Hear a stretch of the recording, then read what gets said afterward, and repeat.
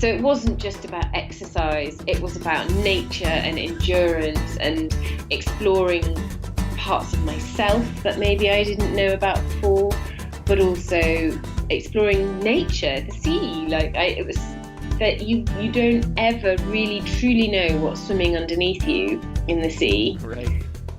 You're listening to the Adventure Sports Podcast. We talk with adventurers from around the globe to bring you the inspiration and motivation you need to get started in the outdoors or to keep you moving if you're already there. Now here's your host, Kurt Linville.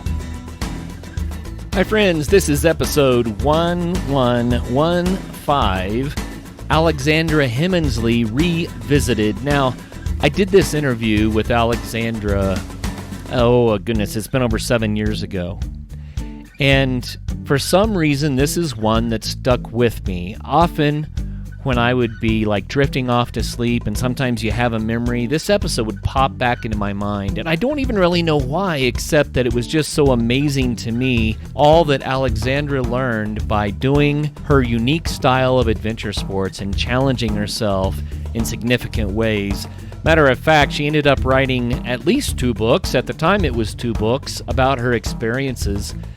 I know that this is going to be a fantastic listen because this is one of those episodes that from 7 years ago still sticks with me as being unique and challenging and thought-provoking.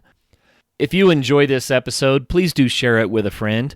Tell someone about it that you think might benefit a little bit from this episode and what it has to share.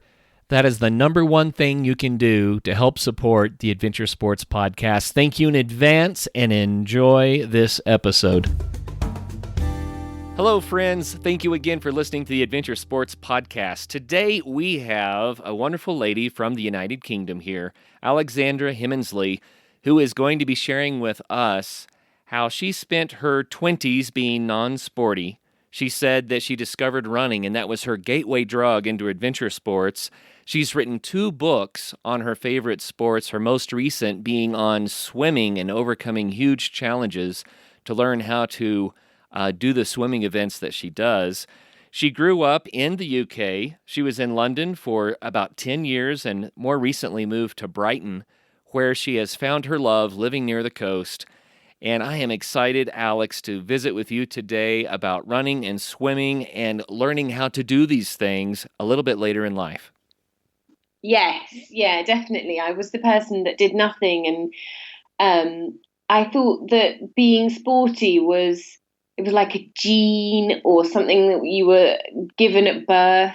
I didn't really understand for a really long time that being sporty or just really only necessitated doing some sport. Good The point. penny has finally dropped. Right. Well, with the Olympics going on, I've mentioned this in a recent show as well, we see the giants of the sports. Yeah. And I think it can be intimidating. We think, I can't do that, But no, we can do what we can do, right? In our own way. And that's what makes us sporty. We don't have to be a world champion necessarily. No. And also I think a lot of places that sell sports wear and sports kit and equipment, they tend to use the elites or the people that look as if they're extremely comfortable playing sport already.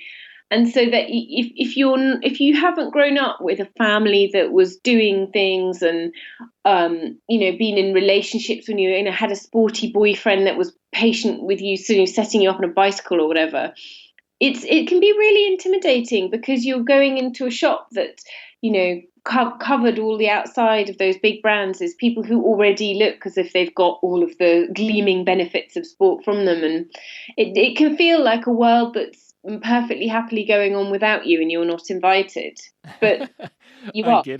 I get it absolutely. So you've written 2 books on the subject, and these are books that help people through humor and sharing your own story. They help people to realize that this is an inclusive thing. Everybody can do this. Yes, exactly. And that what you get out of it doesn't have to be your salary or gold medals or global acclaim.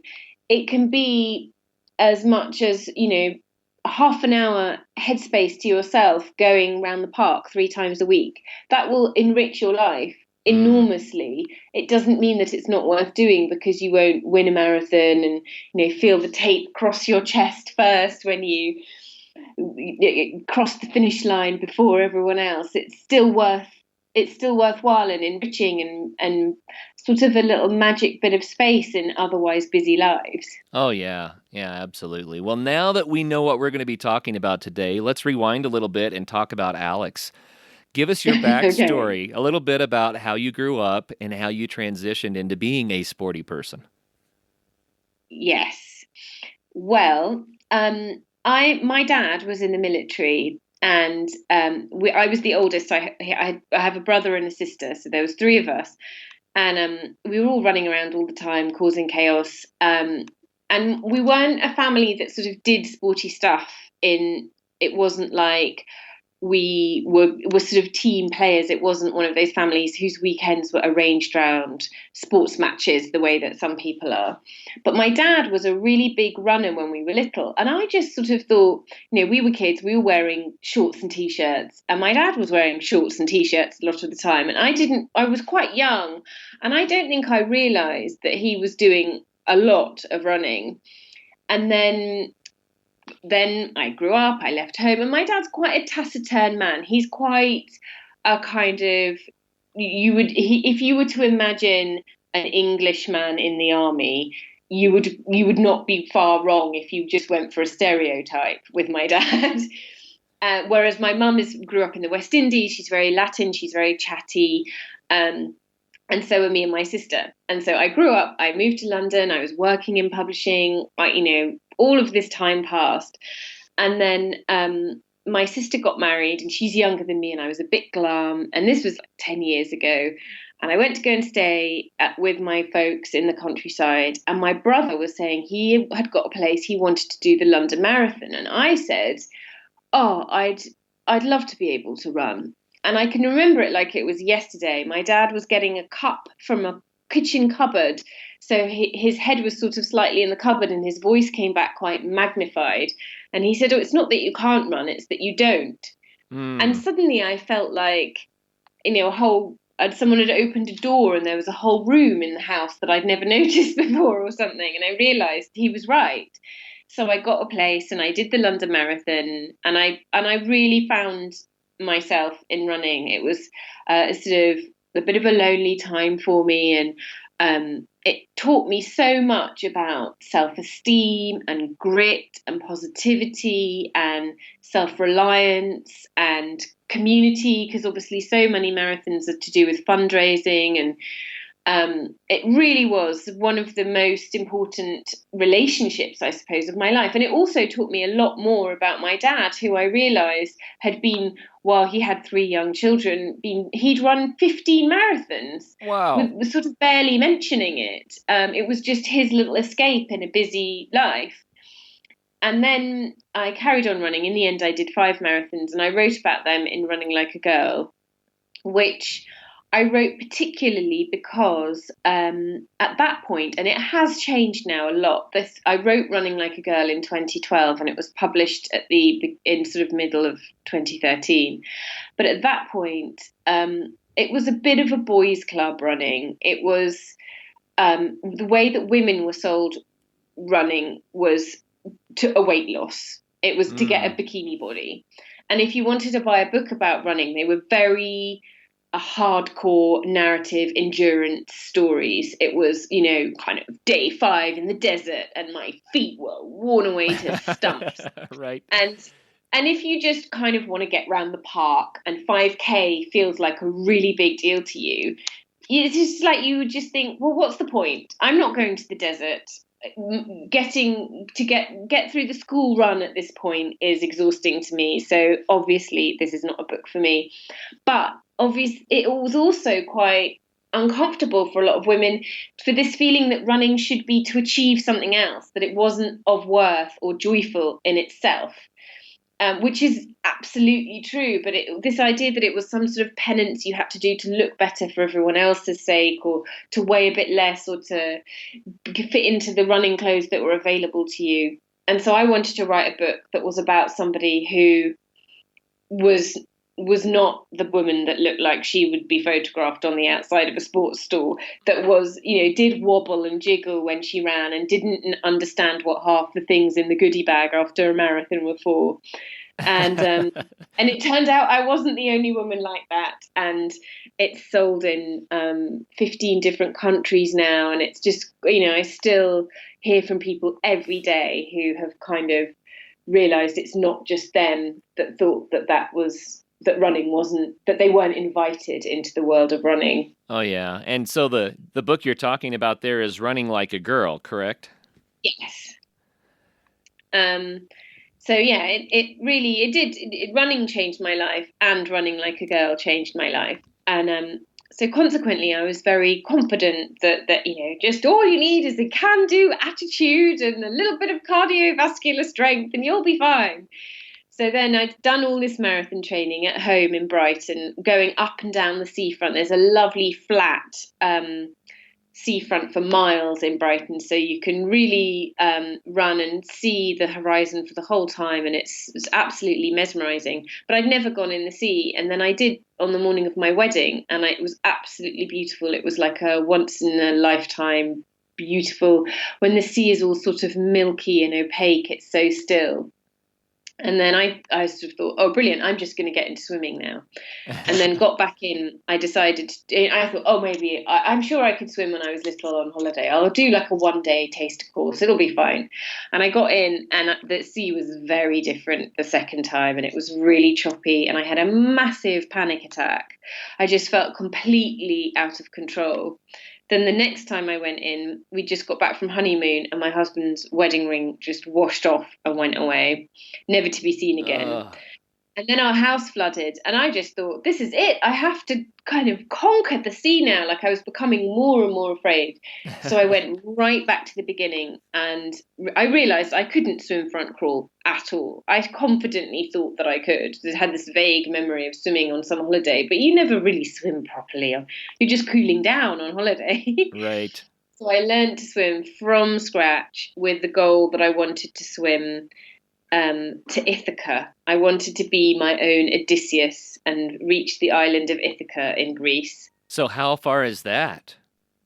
It was a 5K swim, which isn't the longest. I think it's sort of the equivalent of doing maybe a half marathon. It's like about 2 to 3 hours, depending on conditions. So a 5K swim, so that's 3.2 miles. Yes. And that got you from where to Ithaca? It was a boat quite close to Kefalonia, to Ithaca, but it was sort of making my way to Ithaca, because I studied classics when I was at university, and I was obsessed by the Odyssey and Odysseus, and his, the whole of the Odyssey is his journey trying to get back to his home island of Ithaca, and I had it in my head that I wanted to be a hero too, and the most heroic thing you could do is to be like a Greek hero and swim to Ithaca. That's great. So was it part of an event, or did you just set up your own goal? I'm going to do this, and then you did it. It was like a swimming holiday that had a series of swims in the Greek islands that culminated in this one. So I had never. There's something very satisfying about swimming between two islands, even if it is only an hour-long swim. There's a sense of accomplishment. But then obviously there's more to see if you're swimming round an island, because you're in shallower water, and in Greece there's all sorts of beautiful fish and starfish and rocks and things to see. So the trip was a combination, like a variety of different swims between islands and round islands, and the culmination of the week was the Ithaca swim, the heroic swim. Well, that's beautiful. I think it's fun when you have something that it kind of becomes a goal, something you've dreamed about, and maybe you relate it to, like you did, the Odyssey, right? And yeah, and that becomes bigger than life almost, and it pulls you along, and then eventually you accomplish that. It's got to be so exciting. Yeah, I mean, the biggest one for British people is swimming the Channel, going from Dover to Calais, which is really interesting at the moment politically, because it's this sort of iconic swim of the sort of archetypal, sturdy Victorian kind of doing valiant breaststroke in their top hat. And but the French literally never They don't care. It's the same swim, same distance. No French people are struggling and dreaming of swimming to the UK. They just don't do it. And it was when I realised that, I was like, everyone's big goal is so personal to what their goals in life are and what their experiences so far have been. It's just the minute you say to someone, "Oh, I'm having swimming lessons at the moment," they'll say, if you're in England, "Oh, I suppose you're going to swim the channel then." And if you're in France, they go, "Great, enjoy your swimming lessons." There you go. Well, why do you think that is? I think that the UK is like an island nation. We're separated from the rest of Europe physically. So the idea of being able to get there to the mainland, as it were, under your own steam is a huge sense of achievement. But to the French, it's like, well, what are we doing? Why would you go that way? There's the whole of Europe over here. It's brilliant. Why would you want to go to the little bit that's sort of dangling off the end of the continent? Well, there's been that friendly and not so friendly rivalry between Britain and France for hundreds and hundreds of years. Yeah, well, exactly. And it's a bit embarrassing, Brexit is mortifying, and people are still going, "Oh, I'm going to swim to France." It's like, what are you doing? Well, you're not going to be able to get a train there soon. Oh, you boy. better learn to swim. Yeah, I'm sure that some people say, "Don't you know that there's a tunnel now?" Yeah, guys. But yeah, that when I was researching the book and I realised that the French just weren't swimming back, I looked at my Ithaca swim again and I saw how everyone's goal is so personal to where they are, and that's why sometimes all the sort of clock watching and entering of events that we do can be counterproductive to the actual enjoyment of using our bodies. So yes, it was interesting, a moment of clarity about the perception of goals. Yeah. You mentioned that when you started running, it gave you a sense of self-esteem and self-reliance, and used several other adjectives there that were beautiful about how it impacted you as a person away from running. Will you explain that for us a little bit? How is it that starting being active, doing something as simple as running, did all of that for you? Well, on the absolutely most basic level, it just is sort of it opens your mind to the possibilities that you have for yourself when you've perceived yourself to not be able to do something, and then you try it, and you can at whatever level. I thought I was not sporty and I was not a runner, and the fact that it took me a couple of months to be able to comfortably run 5K, it was extraordinary to me, because I realized that a lot of the barriers that I had about myself, and then the process of writing the book taught me that it was the barriers that so many of us have about ourselves, are not actually there. They're entirely self-perceived. Obviously, some people have, problems with their ankles or gait or cardiovascular issues, but on the whole, the people that aren't running aren't those ones. They're the ones that are saying, "I can't because I can't," or "I can't because I wouldn't be very good at it." It doesn't matter if you're not very good at it. It matters if you enjoy it. It matters if it enriches your life. And that was the most basic realization, was this understanding that those barriers were self-perceived, absolutely self-perceived. And then there's something really intoxicating about following a marathon training program, because it is quite sort of systematic. It's quite, you do your long runs to improve your distance, and you do some interval training to improve your cardiovascular, and you do some other more basic runs to get used to time on your feet and keep your fitness up. And you do for months on end. Every week you're just a little bit better than you were the week before, and life is not generally that sort of that much of a straight line. Right. It's so random, and you come across so many sort of unexpected bumps in the road, as it were. But with marathon training, obviously you have a week where you've got terrible flu or whatever, but that process, when you take it sensibly over 6 months, is so rewarding to feel your sort of sense of self slowly improve and change. And it taught me a lot about my physical self-esteem, that my legs could take me places. I learned, it was when I just moved to Brighton that I started really, really running. I learned all about my city, what it's like when you've got a run and you've got to do 14K and you realise you've done 13.2. So then you just have to loop round a couple of streets that you would never normally walk down. They're totally out of your way for anything practical, and then you just run down them and realize there's a really beautiful building at the end of one of them or something like that. And I learned about my city. I learned about my body, just about, when you exercise more, you do almost instinctively eat better. So that changed. And my relationship with clothes, if I couldn't fit into skinny jeans before, I felt bad about myself. And then I started to think, well, actually, I've got kind of muscly legs now.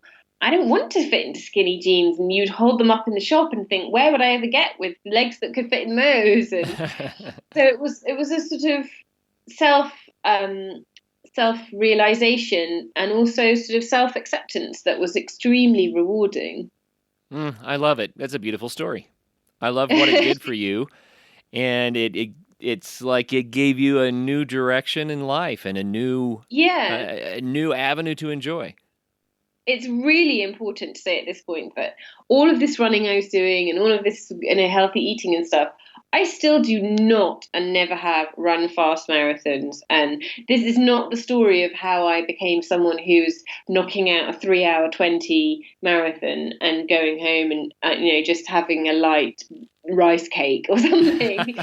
I am profoundly average at running, and it's not that I got really, really good at it. It's this. It made me really, really happy.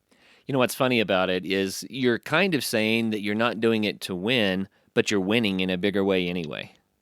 Exactly. It's exactly that.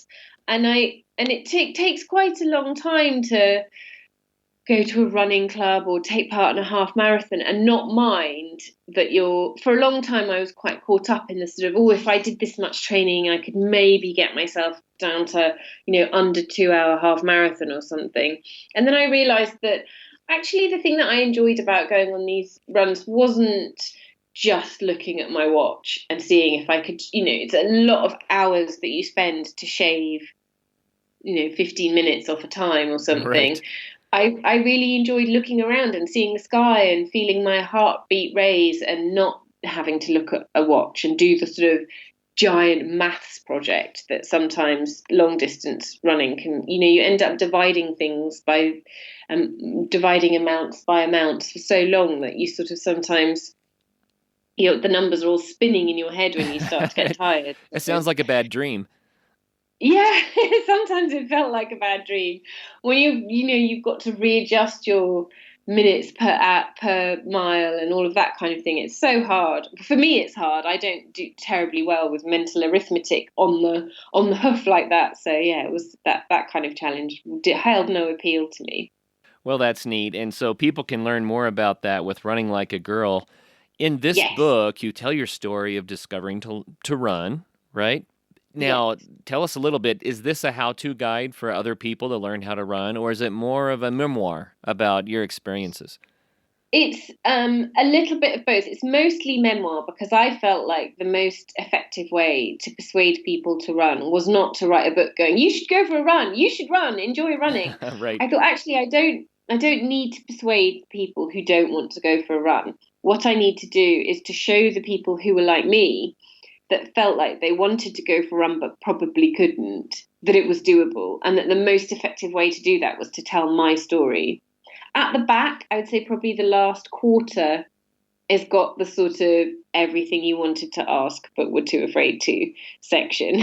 And it's got things like what to put in your kit bag that no one will tell you when you're doing your first event, or everything you want to know about injury that you worry about in the middle of the night kind of section. Okay. So it's mostly memoir. Well, let's talk about the second book. I'm excited about this swimming thing. I love the running as well, but the idea of swimming in the Mediterranean to islands, Greek islands, that sounds so exciting to me. The book is called Leap In, A Woman, Some Waves, and the Will to Swim, right? That's a subtitle. Yes. And this is your more recent book. It's been in hardback here, available in the United States for, oh boy, it sounds like about 9 months or so. But the paperback is coming out very soon. So we should tell people what this is. So what about Leap In? Well, Leap In is sort of the continuation of the story.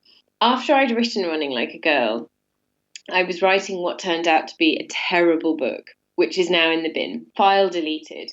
It was about boxing and ballet and gender in sport. And I was taking kickboxing lessons and I was doing ballet lessons at the Royal Academy of Ballet in London. And while I was doing this, I was taking swimming lessons because it was really just like a hobby thing. I had done a lot of running up and down in Brighton along the seafront, looking at the sea, and never got into the sea until the morning of my wedding. I had this big build-up of rage with the sea, with it flooding my house and stealing my husband's wedding ring. So I thought, I'm going to just learn from scratch. And I took this fantastic course that's down here in Brighton called Pool to Pier, because we have 2 beautiful piers in Brighton. And so the idea was that you learn to swim in the pool during the winter with a view to be able to swim out to the pier in the summer. And so it started off, taught me front crawl from scratch, and then by the summer was in the sea, reunited with my nemesis.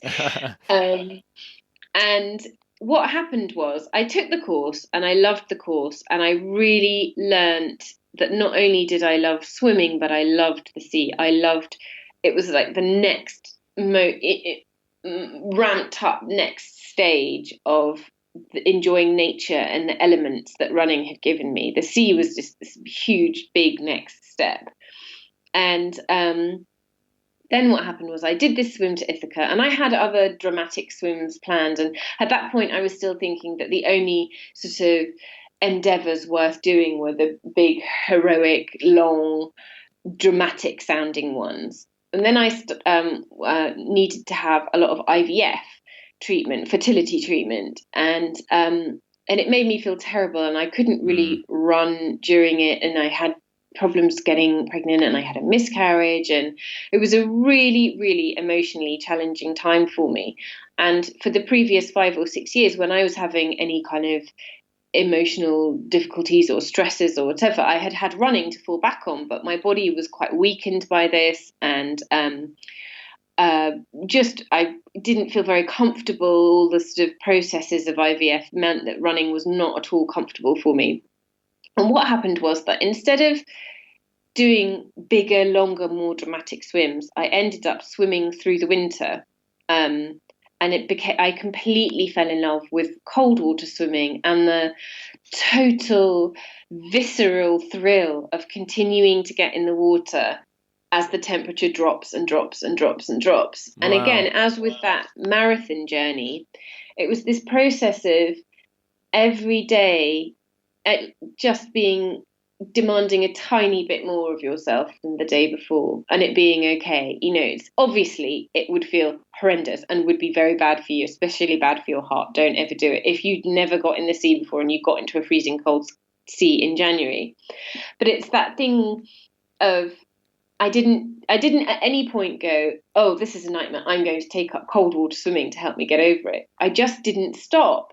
And it got to the clocks changed in October, and I carried on. And I can remember I swam around the pier on Halloween in the dark with a group of friends, and I could see kids on the pier, and they thought that they were like monsters in the sea, and it was us in a wetsuit. So, and then I stopped swimming with my wetsuit, and I carried on, and then it got to sort of Christmas, and I said, well, maybe I'll stop on Christmas Day, and then it got to New Year, and maybe I'll stop on New Year's Day, and I just carried on and on, this sort of feeling of, no, I can take it. I can still take it. I've got a little bit more grit in me. No, there's still a little bit more. I'm still good. And then before I knew it, spring was coming back round, and it was really like a thread that kept me going. Was this? This isn't going to be the week I'm going to give up. I've got this tiny little bit more, and it was something that emotionally, psychologically, absolutely kept me going in what then felt like my absolute darkest hour. Now, I want to make sure that the listeners got a hold of that. You're talking about this swimming through the wintertime without even a wetsuit. Yes, yeah. So it wasn't just about exercise, it was about nature and endurance and exploring parts of myself that maybe I didn't know about before, but also exploring nature, the sea. It was that you don't ever really truly know what's swimming underneath you in the sea. Right. Just the same as you don't ever really know what's coming next in life. You can't know, but you can't not ever do anything fun. You got to do both. Mm. And that's taught me. Oh, I love it. It's a beautiful story. And the whole idea of, well, I didn't set out to swim around the year, but I just kept going, and next thing you know, I'd done Yeah, it. The finding out what you're made of. yeah, it was. It really, really was. And now it's something almost, these days you say you've run a marathon and people practically shrug. Everyone runs all the time.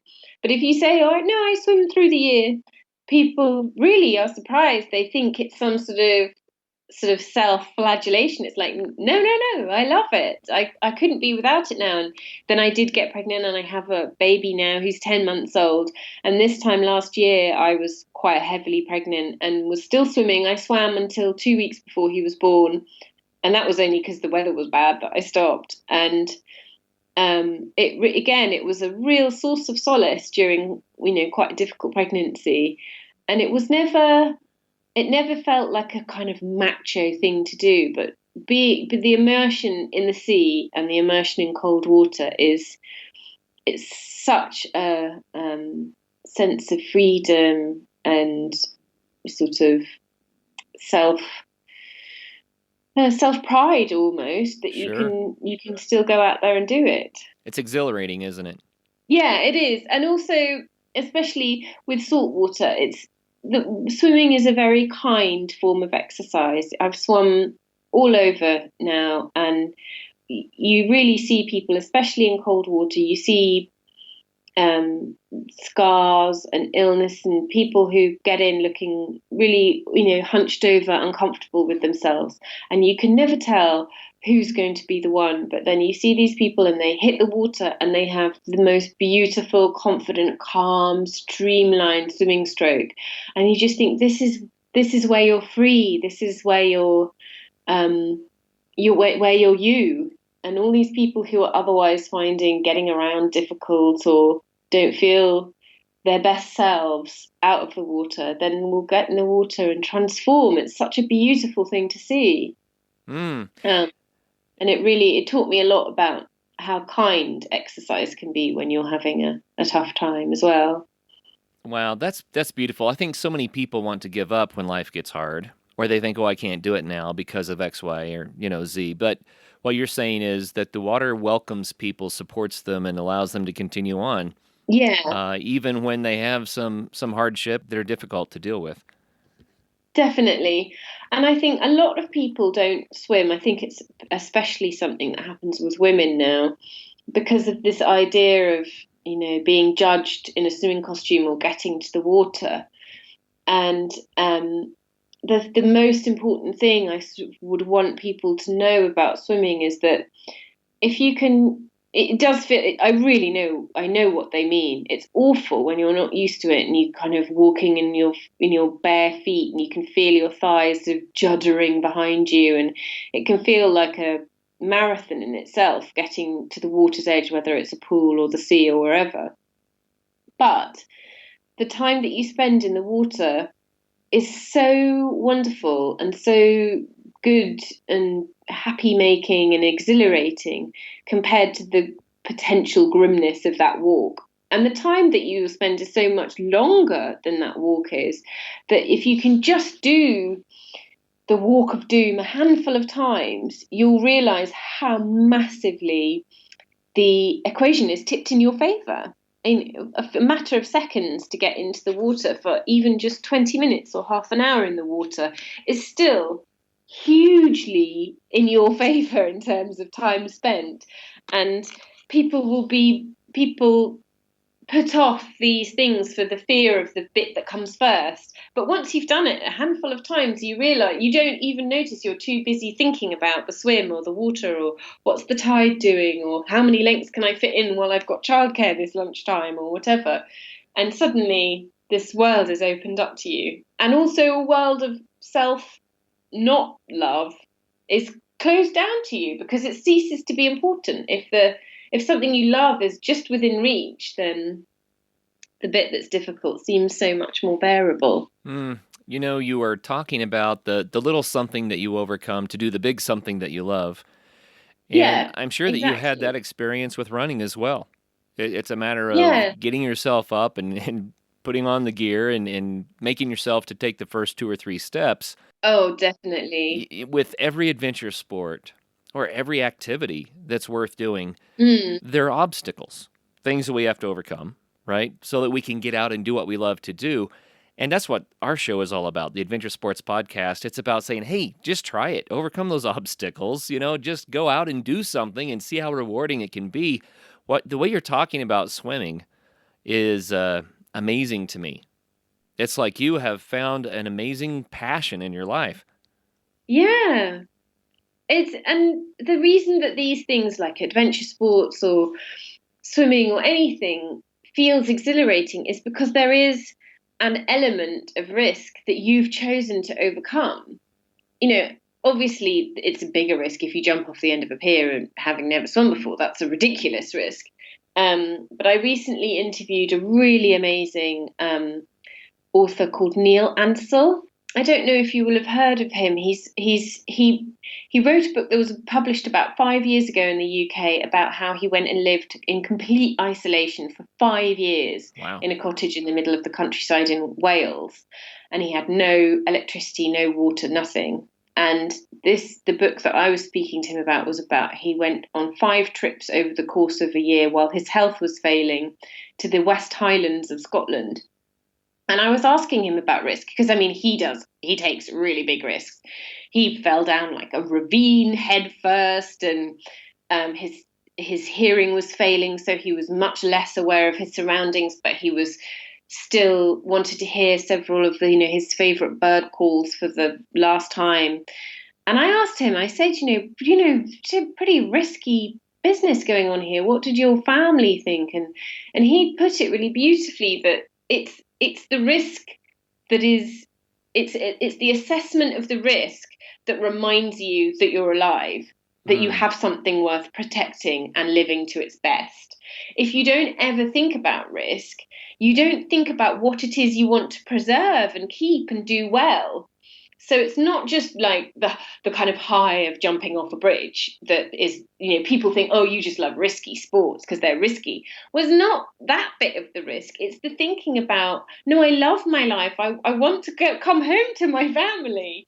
That considering risk forces you to be mindful of. And it was, I'd never thought of it that way before. And it was a really kind of beautiful way of, he could, by the end of the interview, I was ready to do anything. I was like, oh my God, you've convinced me, I'll do whatever it is. I'm just going to consider risk. But I didn't. I went home and fed my baby. Well, I don't know. Some people would say that swimming in the sea in the wintertime is pretty risky. You're doing that?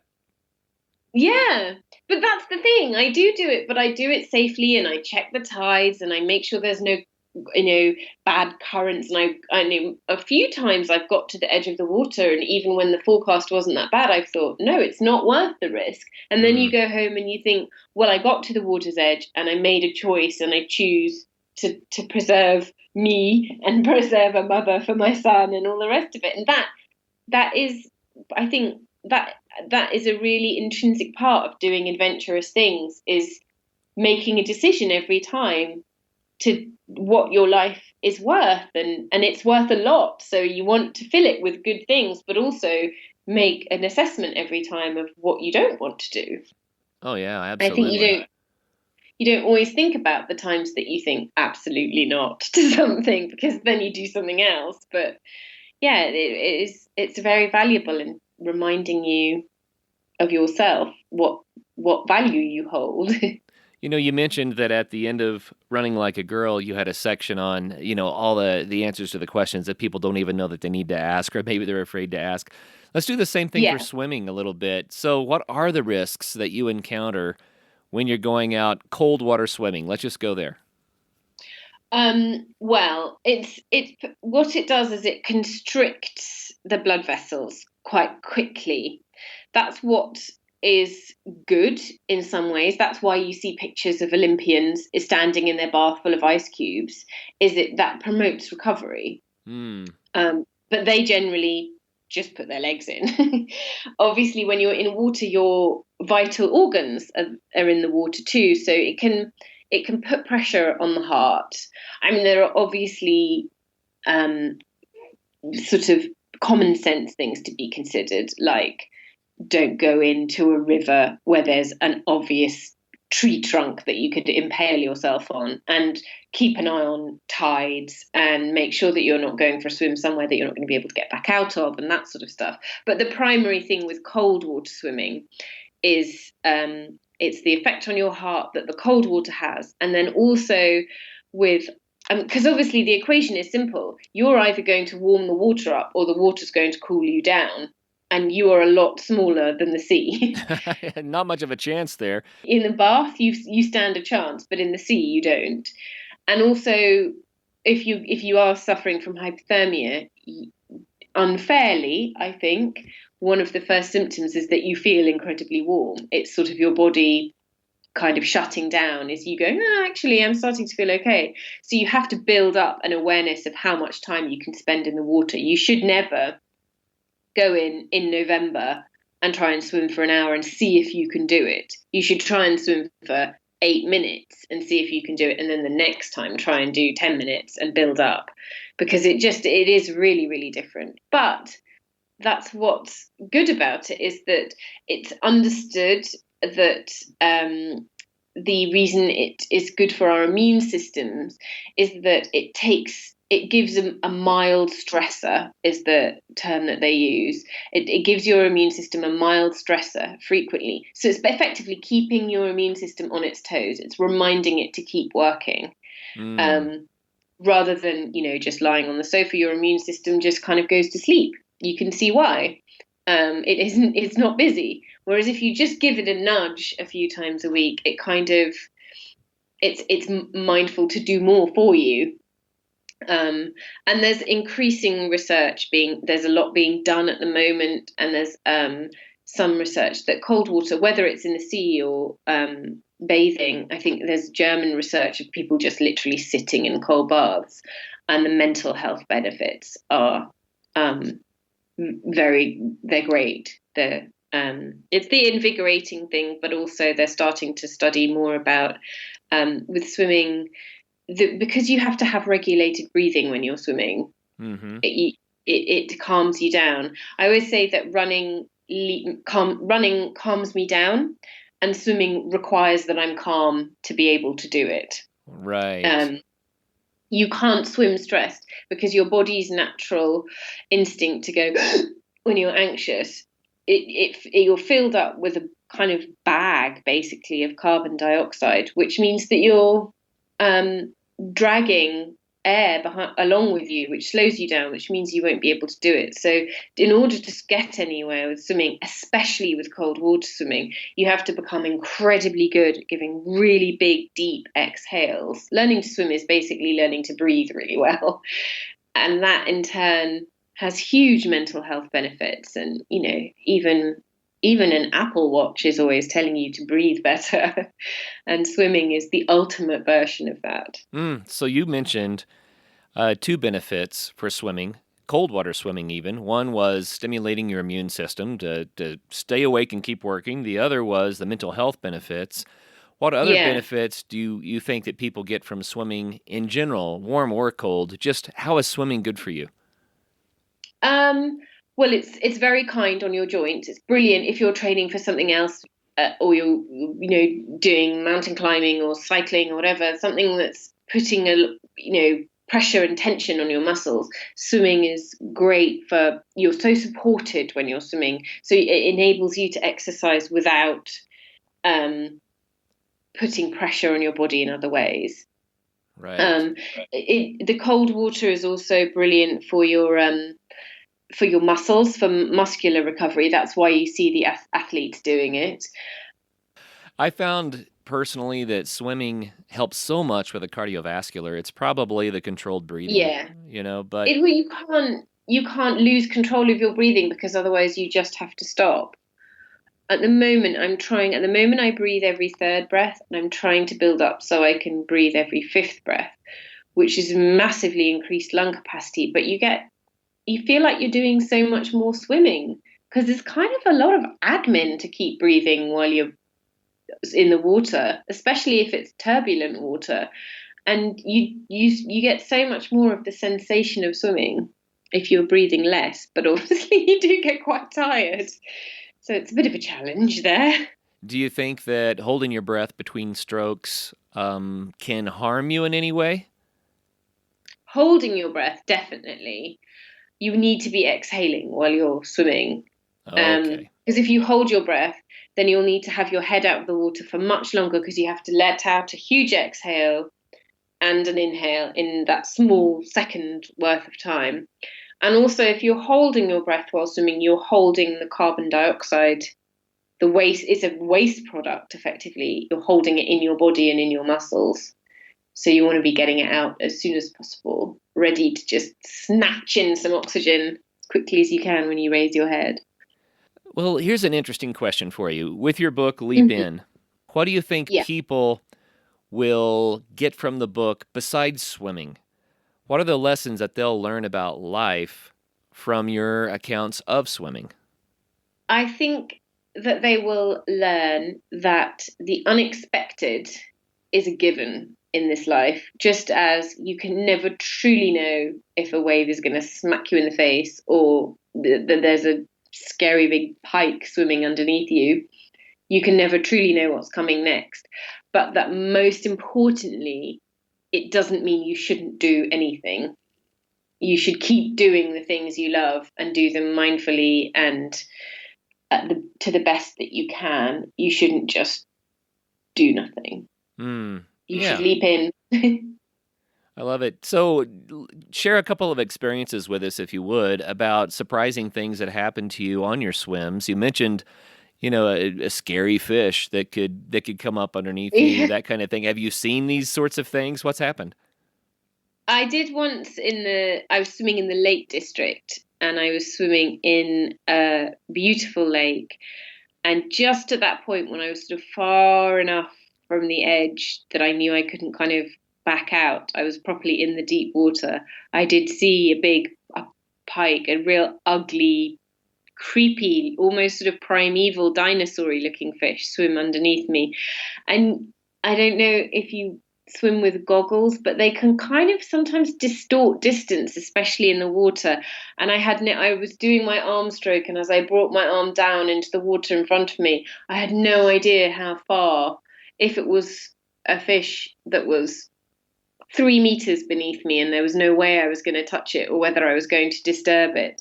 And that's the thing about swimming, is that the only thing that would have definitely meant that I would have created a whole load of ripples and disturbance and potentially danger would have been to stop and panic.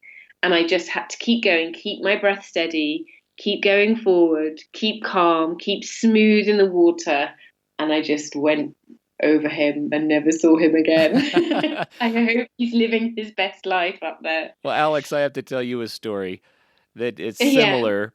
I was swimming in a river in Florida, and the river was spring-fed, but it was also swamp-fed. So it was a mixing of the tannic waters that are browned out, you can't see anything, mixed with the clear water, from the springs.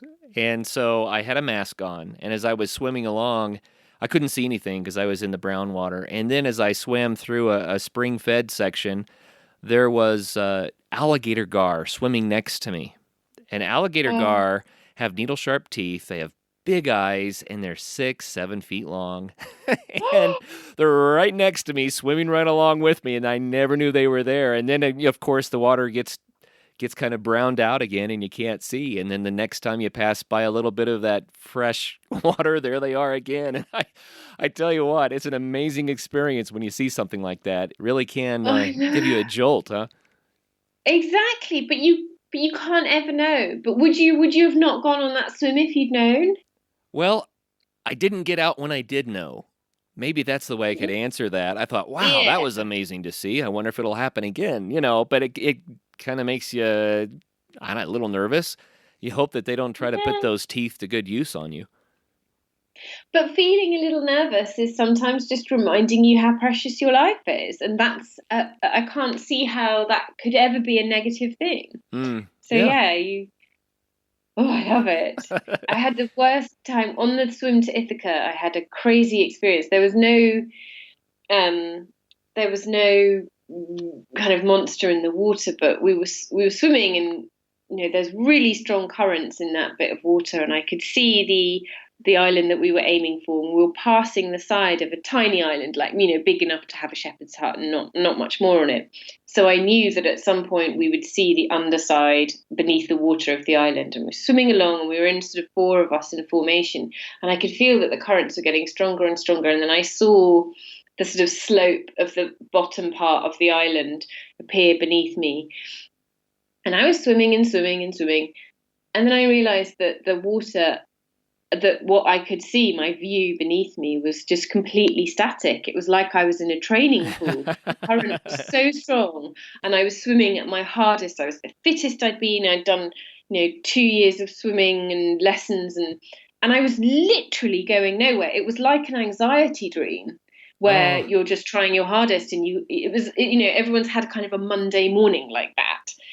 And then again, there was nothing to do but keep going, because to stop and panic would have just been to be taken back with the currents and to have the previous 45 minutes worth of swimming gone in minutes. And I just kept going and looking at the others and sort of trying to communicate with them while we were swimming. It was four of us together. And eventually, suddenly, the current just sort of shifted, and it felt like the island was just on a travelator, just moving away, because I was wow. swimming the same amount of effort, and suddenly the island just skidded away from me. And it was like, it felt like such a physical, visible manifestation of anxiety that you have when, one of those days when no one will call you back, and you get splashed by a bus, by the going through a puddle, and you're getting nowhere and you're getting nowhere, and then suddenly it's okay because you just kept going. Oh, there's a good lesson for life right there. Just keep going. This Yeah, too shall pass. And then the rewards come yeah, later, right? yeah. Well, what is it like swimming around the Greek islands in the Mediterranean? Is the water warm? I know it can be very clean and beautiful, but It's really beautiful, but it is so salty, oh, like really? proper, almost like a vendetta level of salt, like your eyes. And we had to kind of put Vaseline all around the edges of all of our swimming costumes, and just everywhere that we could, really, because it's abrasive. You can almost feel the crystals in the salt. It's so salty. Wow. So we had like a little dinghy going along beside us that had bottles of mouthwash in it, and so much water. It made me really, when you're little and you hear stories about pirates and shipwrecks and stuff, and it made me really understand that sort of panic of being surrounded by water, but it not being thirst quenching. Right. You can see how the sea could be a real menace when all you wanted was a glass of water. How did it feel when you finally reached your goal?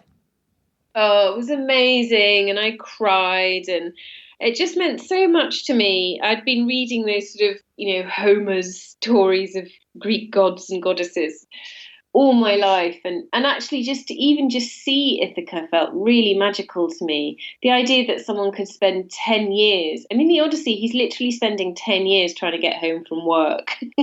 Right. And we've all had a journey like that in our time. And it's an extraordinarily beautiful part of the world, and it was I was there in July, so it was exceptionally sunny and gorgeous. And always in Homer, the Greek always translates as referring to the sea as wine dark, and I can kind of understand why it does almost look like a kind of like a claret rather than blue. It's so dark sometimes. It's absolutely gorgeous. Oh, that sounds delightful. Wow. Well, this has been so much fun visiting with you about these books and about your pursuit of sports that brought new enthusiasm and meaning to life. And I just think it's wonderful. Let's real quickly talk about these two books. Running Like a Girl is the first book. Second book, Leap In, A Woman, Some Waves, and the Will to Swim. Are both of these available on Amazon, I assume? Yes, yeah. And I think they're both audiobooks as well now too. I know I get a lot of feedback from people who listen to the audio either running or swimming. So yeah. Now, is it recorded in your voice or someone else's? The UK one is I recorded of both of them, but I think there is also a US edition, but I don't know if you can get both in the US. I'm not sure. I think I might like your accent better. Yeah, thank you. It would make it fun to listen to. That's very cool. So Leap In, this one is coming out in paperback. You said March 8th. Yes. And we're expecting to air this show on March 5th. So it is just like 3 days away for the listeners. Perfect. Well, Alex, thank you so much for your time today. It's been a delight to hear your stories. I really enjoy your passion for these sports. And thank you also for writing the books so that you can share your story and your passion with others. We appreciate that. Oh, thank you so much for having me and letting me share my stories. Oh, you bet. It's been a joy. Yeah, it's always our pleasure. Our pleasure. So keep swimming, keep running, keep doing the things you love. And for the listeners out there, remember, like I always say, until the next show, make sure that you too get out there, have some fun. Exactly.